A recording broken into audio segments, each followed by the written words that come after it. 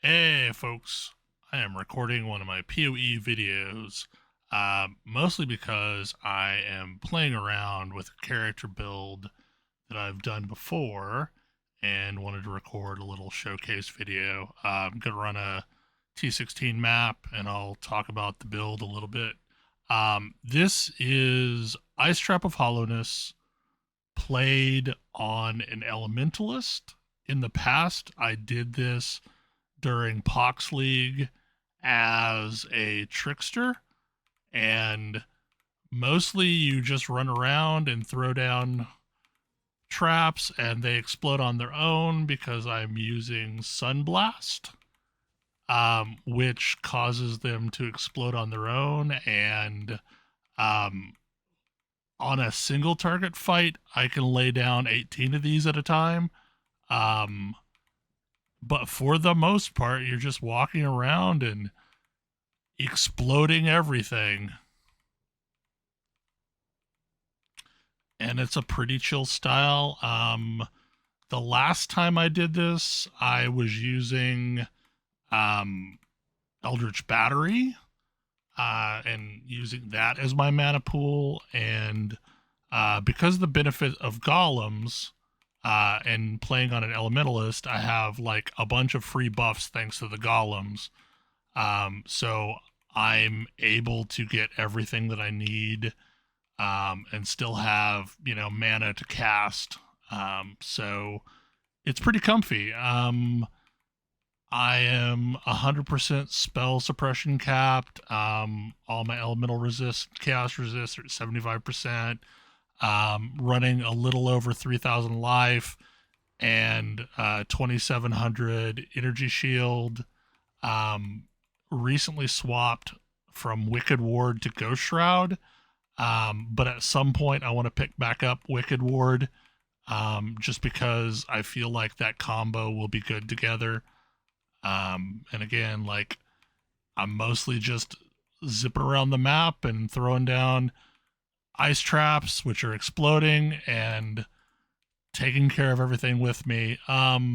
One thing that is a little bit specific with this incarnation is during the Keepers League, there is a Foulborn version of Berek's Respite that has enemies that are ignited, explode, dealing 5% of their life, and enemies shocked uh, explode, dealing 5% of their life. And because I'm playing this as Elementalist, I am running Shaper of Flame and Shaper of Storms.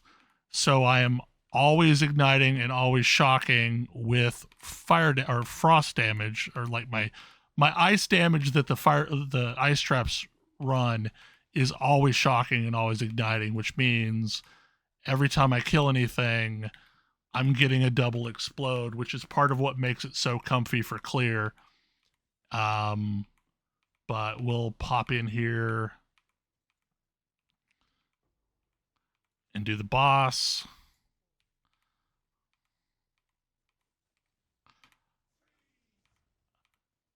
And I've got an Arcanist brand set up for cursing. Um, and they kind of go down pretty quickly. DPS on this build is kind of wildly variable. I like, depending on number of overlaps and number of traps that are down, um, it is somewhere between 4 million and 8 million. Um, but it feels like it has plenty of DPS to do basically anything that I'd want to do with it. Like, it is not super tanky. It also has zero visual clarity, so I would not want to necessarily boss on this character unless I can one shot the bosses, because I cannot see things on the ground. And as a result, I hate running anything that's got like desecrated ground or burning ground, because once this is running, I can't see where the puddles are on the ground. Um, so, but I'll go back and do the breach just so you can see. Since defending Aith is a thing that matters in this league, I'm will summon Aith, and mostly I just hang out near her and throw down traps, and things run into said traps and explode. And most of the time, I don't even have to use the little boons that get dropped down.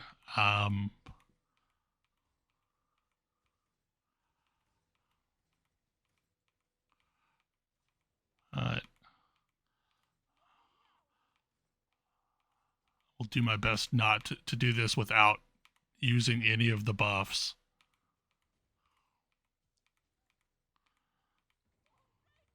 Yep.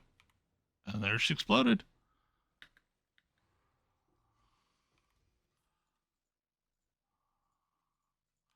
Okay, so I will come back and clean this map up. Go back to my hideout and talk about the build a little bit. I don't know why it's taking so long to load. Okay, so this is that ring I was talking about. I happened into this off of the tree.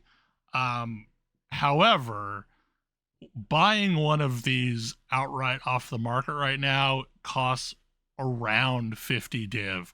So, unfortunately, that's part of what makes the clear feel so good. It is doable without this ring, and it is even doable with having the version that only has one explode on it. But for the best version of the build, like, it really feels good with this ring, and in part, this was built around taking advantage of igniting and shocking all the time.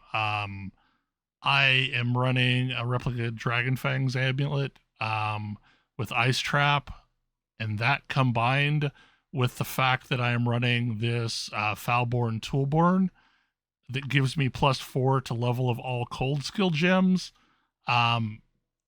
in addition to awakened cold damage support, means I have a level 29 Ice Trap, which is giving me a lot of flat cold damage, which I need because I'm then scaling that with a lot of increased cold damage. And without that flat, I would have trouble scaling it up. Other than that, just, well-rolled evasion energy shield on helm, chest, gloves, boots, one ring to try and get some chaos resistance, and also minus mana cost. Running Jaws of Agony mostly because it's 25% chance to gain power charge on trap throw means I never am out of power charges. And then I'm also using a +2 to socket and minion gems so that it's buffing my Stone Golem and my Lightning Golem and my Flame Golem, just so I have slightly better versions of those auras. On the tree, mostly pathing up to get all of the trap nodes over here, picking up some life, picking up some spell suppression, some energy shield, some evasion. I am using a Light of Meaning for 6% increased cold damage in an area where I'm taking 22 nodes. So that's giving me a huge chunk of increased. I'm also using an Unnatural Instinct to basically give me all of these nodes for free. And then I've started trying to pick up some additional power charge matters stuff. Going to next come down and get an extra power charge, and I may give up this 4% spell damage per power charge just so I can get my 5th power charge. We'll see. This is going to be one of the last things I pick up if I do that.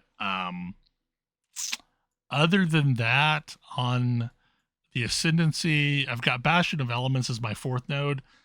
Mostly just I was trying to get some additional survivability.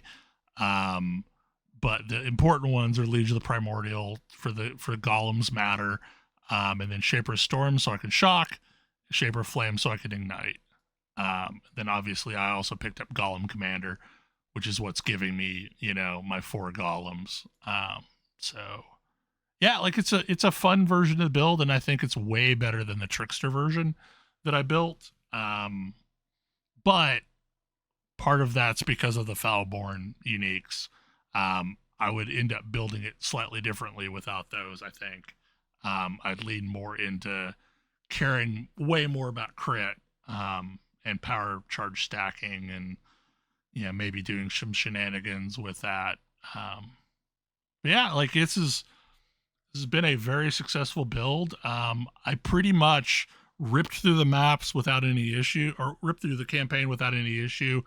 And then once I exited the campaign around 73 ish, I went straight to T16s and have been comfortable ever since. And, now I'm 91. And the only problem that I have is I'm still a little tight on strength, and I could use some more points there. Um, and I've had to equip some items to give me some additional decks, but it's working really well. I'll put the POB down in the notes of this video. Anyway, that's it. Thanks for watching. Bye.